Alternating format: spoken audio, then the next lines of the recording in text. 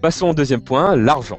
L'argent, le nerf de la guerre. Donc nous avons eu justement des questions sur ce sujet sensible. Donc comment se lancer si on n'a pas un rond.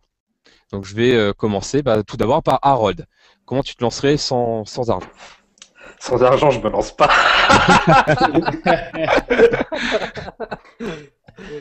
Non, enfin, il faut aussi relativiser.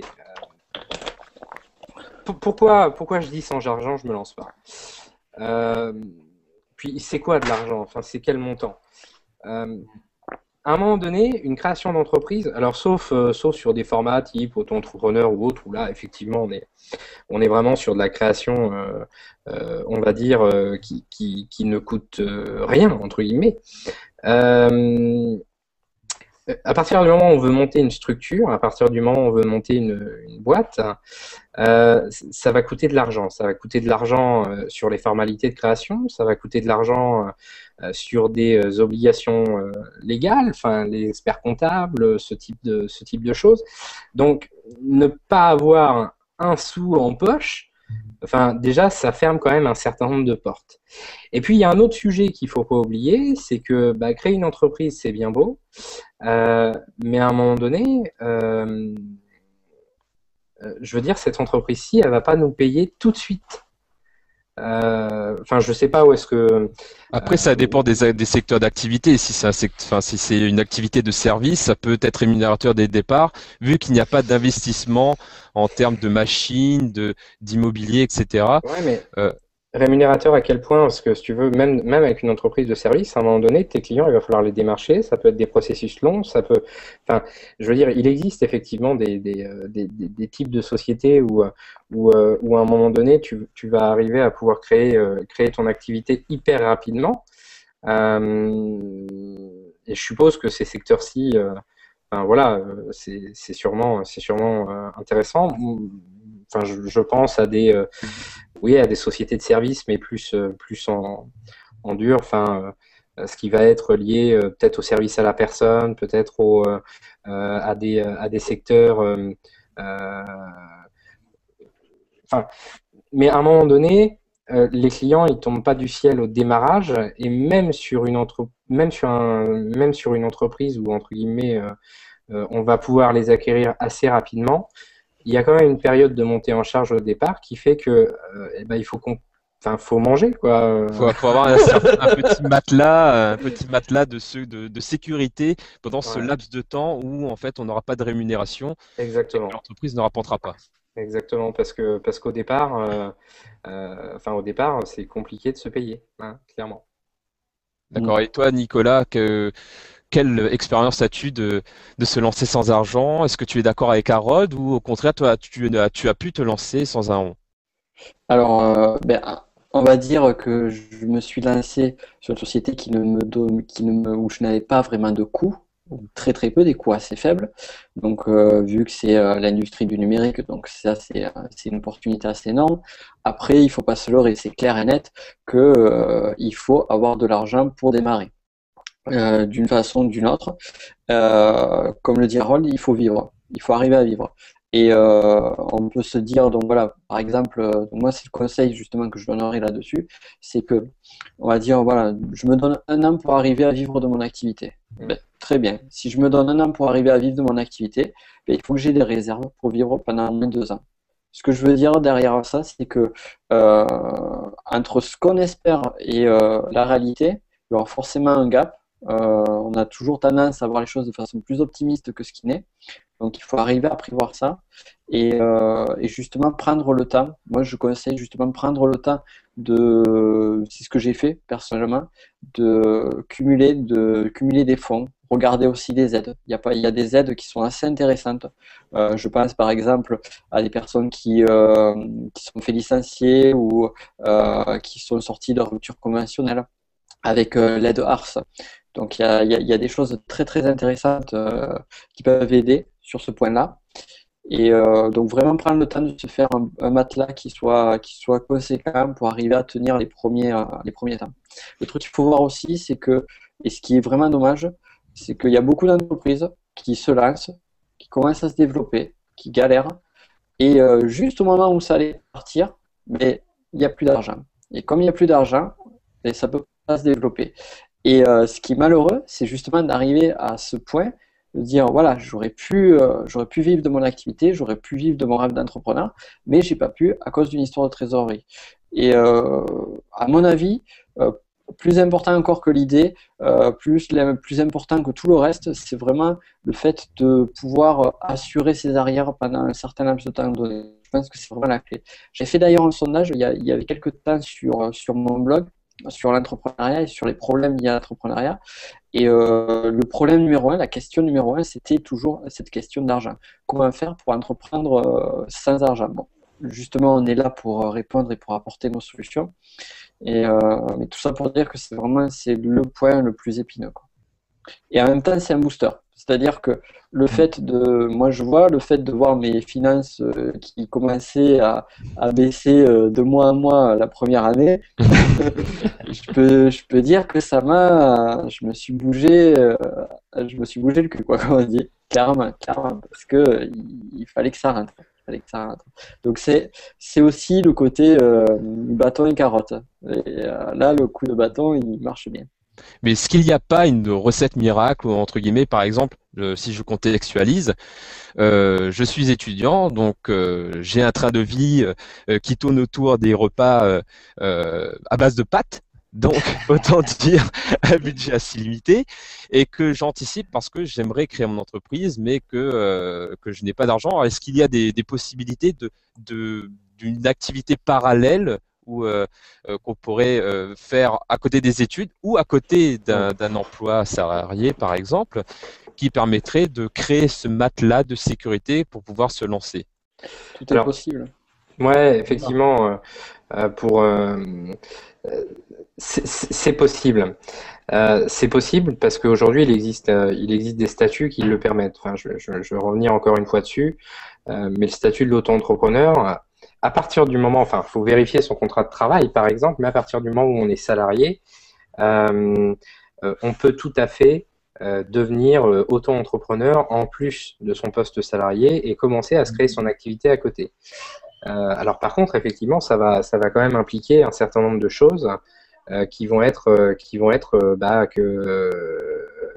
on a beaucoup moins de temps pour sa société que si on y est à temps plein.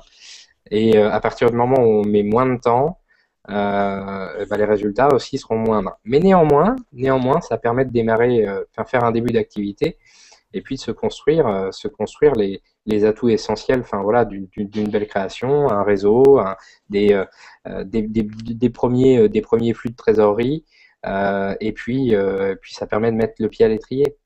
Après, il y a toutes les aides, hein, Nicolas t'en parlait. C'est vrai qu'il y a les aides du Pôle emploi, il y a des aides régionales, il y a des aides qui sont liées effectivement à à différents organismes. Je les connais pas forcément, mais enfin, il y a moyen d'aller en récupérer quelque part, quoi. Voilà. On a oublié aussi un autre point important, c'est les levées de fonds. Donc, les angels, investisseurs, tout ça. Exactement, ouais. Après, il faut un business plan qui soit quand même en béton, parce qu'il faut qu'ils voient où ils puissent faire faut qu'ils puissent voir qu'ils vont pouvoir récupérer leur argent. Ça, c'est un truc assez important. Il y a ça, et il y a également aussi l'apport personnel que l'on va voir, que ce soit pour voir une banque, démarcher une banque ou même des business angels. Si on veut pas perdre totalement le contrôle de son entreprise, il y a quand même une part de capitaux propres, donc de son argent qu'on doit mettre pour lancer son entreprise dans une démarche de levée de fonds. J'ai un lecteur qui a tweeté quelque chose de super intéressant qui dit un des dictons d'entrepreneur: t'as de l'argent, tu rachètes une entreprise. T'as pas d'argent, tu crées ton entreprise. C'est pas bête. Voilà, ça peut être une possibilité. Après là, oui, quelque chose à voir déjà, à mon avis, c'est déjà bien définir son besoin, de combien on a besoin pour se lancer, donc, comme le disait Harold, pour créer l'entreprise, tout ce qui est formalité, tout ce qui est comptable, etc. Donc, ça dépend après si on a besoin d'un stock de départ. Après, ça dépend de l'activité de l'entreprise. Mais donc, si on se lance sur Internet, c'est sûr qu'il y a besoin de moins de ressources. C'est vrai. Il y a une autre question que je voyais aussi, qui est de Romain. Que pensez-vous des pépinières, couveuses et incubateurs? Quelle est la meilleure solution pour se faire accompagner? Vous avez déjà été en contact avec ce type de structure pour vous ou pas? Alors moi, j'ai été incubé dans une école de commerce pour mon projet. Donc ça permet d'avoir des facilités donc matérielles, des facilités de réseau. Ils mettent à disposition de la logistique, un téléphone, des contacts pour se lancer. Après, je n'ai pas fait l'expérience d'aide financière à part entière. Puis à côté de chez moi, il y a aussi une structure qui fait ça pour aider les étudiants, justement, étudiants, pardon, et jeunes diplômés à se lancer. Donc, Après, il y a un système super intéressant aussi, c'est de tenter les concours. Les concours d'entrepreneuriat, comme par exemple le prix Mouji, qui propose donc une enveloppe au meilleur projet, où il existe énormément de concours, j'en publie très régulièrement sur mon blog, et ça peut être un moyen de se lancer avec déjà une certaine base. Une autre chose aussi qu'on peut voir, c'est ça dépend de l'activité, mais si on vend quelque chose, on peut essayer d'avoir quelques précommandes de clients. Ça peut faire déjà un petit fonds d'amorçage, on va dire, qui pourra compléter l'apport personnel ou même des prêts de proches. Ça peut être ça aussi. On peut demander de l'argent à sa famille. Souvent, c'est même par là qu'on commence. C'est le love money. Ce qu'on appelle le love money, c'est aller chercher effectivement auprès de ses relations, auprès de ses amis, auprès de sa famille, effectivement de l'argent pour pouvoir se lancer, puis assurer effectivement les premiers mois d'activité ou les investissements au départ. En ce qui concerne, donc, je reviens juste sur la question de Romain, sur tout ce qui est pépinière. Effectivement, moi, j'ai eu l'occasion d'en visiter, puis je travaille avec des entreprises qui sont hébergées en pépinière. C'est assez intéressant parce qu'effectivement, comme tu le disais, Jérôme, ça fournit de la logistique à moindre coût. Après, les couveuses et incubateurs. J'aurai très certainement prochainement l'occasion de discuter avec certains incubateurs. Je pourrais faire un retour sur le sujet. Pour l'instant, j'ai malheureusement pas encore suffisamment de connaissances sur le sujet pour pouvoir en parler comme ça. Et sinon, pour revenir sur, alors déjà, sur les business angels, etc., pour lever des fonds, il faut avoir un business plan. Et pour avoir un business plan, il y a Leïla qui nous conseille d'aller voir les CCI qui proposent donc de l'aide pour ficeler son business plan. Parce que ce n'est pas forcément évident de le construire, surtout lorsque l'on démarre sa première entreprise, c'est assez lourd.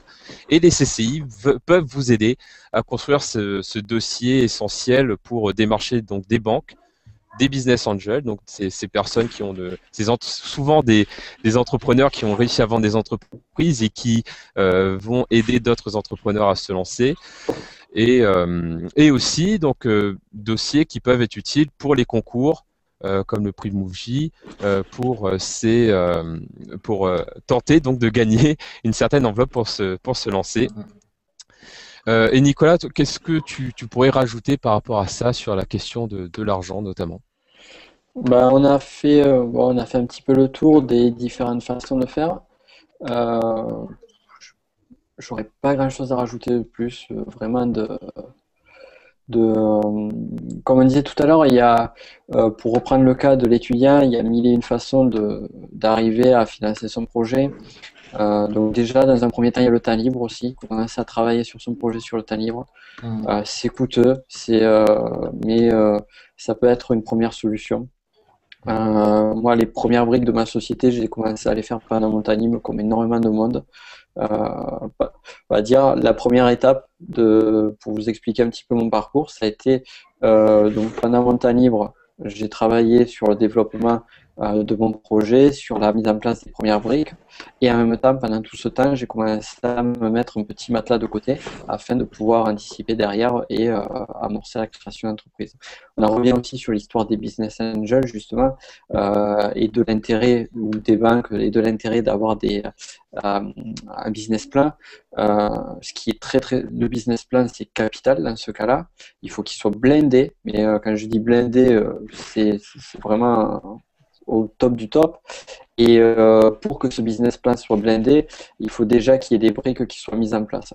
Parce que un business angel, quand il va vous voir, quand il va avoir, on va dire, une dizaine ou une centaine de projets qui vont passer devant lui et sur lesquels il va devoir décider, sur lesquels il va investir, un des facteurs importants, ça va être le sérieux. Donc le sérieux va se présenter au niveau du business plan, mais aussi au niveau de la motivation des personnes. Et si c'est des personnes qui ont déjà commencé à travailler sur leur projet, qui ont déjà mis en place des briques, et justement en ayant mis en place certaines briques, ça leur donne encore plus d'expérience, encore plus de crédit. Mais comment on blinde un business plan? C'est quoi un business plan blindé? Blindé, je pense que c'est pas un business plan qui fait 90 pages. Un business plan, il peut faire très bien 3 pages, même pas. Il est blindé dans le sens où il répond. Mais ouais, il est blindé dans le sens où il répond vraiment aux problématiques.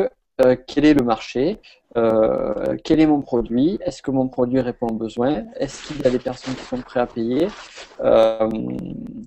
Comment vais-je mettre en place mon idée? Quelles sont les ressources dont j'ai besoin? À partir de quel moment je vais commencer à générer vraiment de l'argent avec ma société?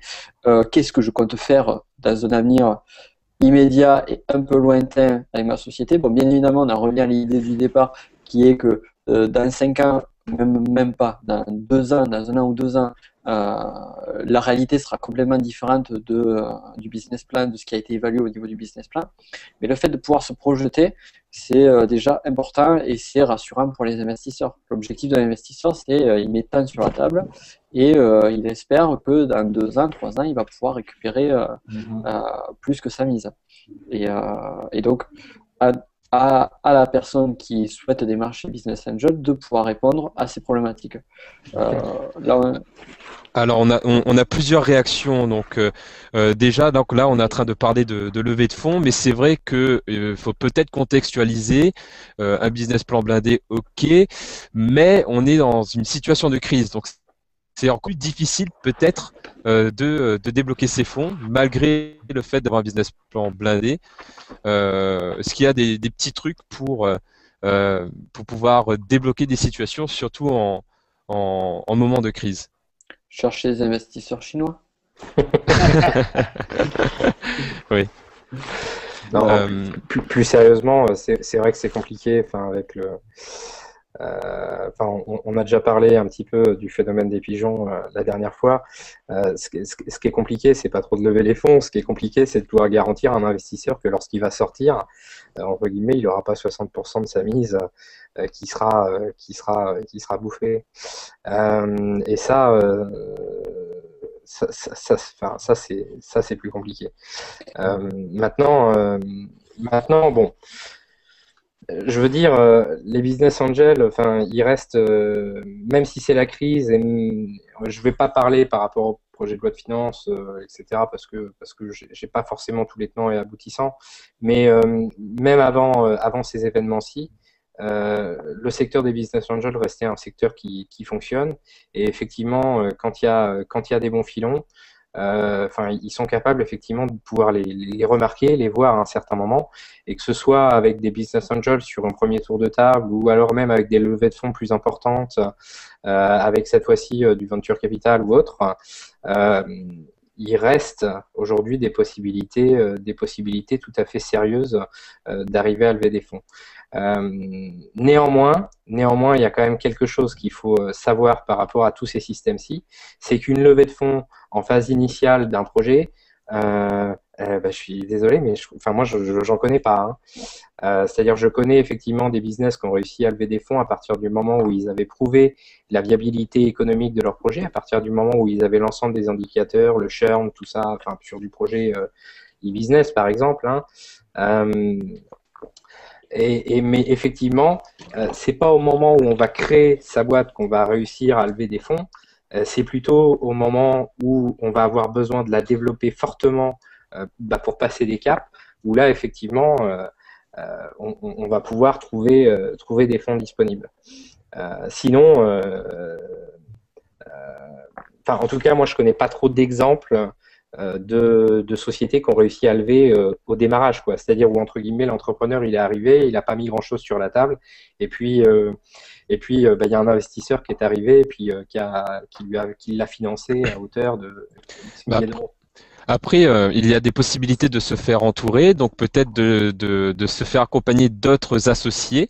Par exemple, imaginons que je souhaite me lancer dans une société, je suis seul, mais je n'ai pas assez de fonds, donc je peux peut-être m'entourer d'autres personnes qui vont m'aider à constituer ce capital, puis avoir donc une base plus solide pour pouvoir démarcher d'autres investisseurs ou des banques.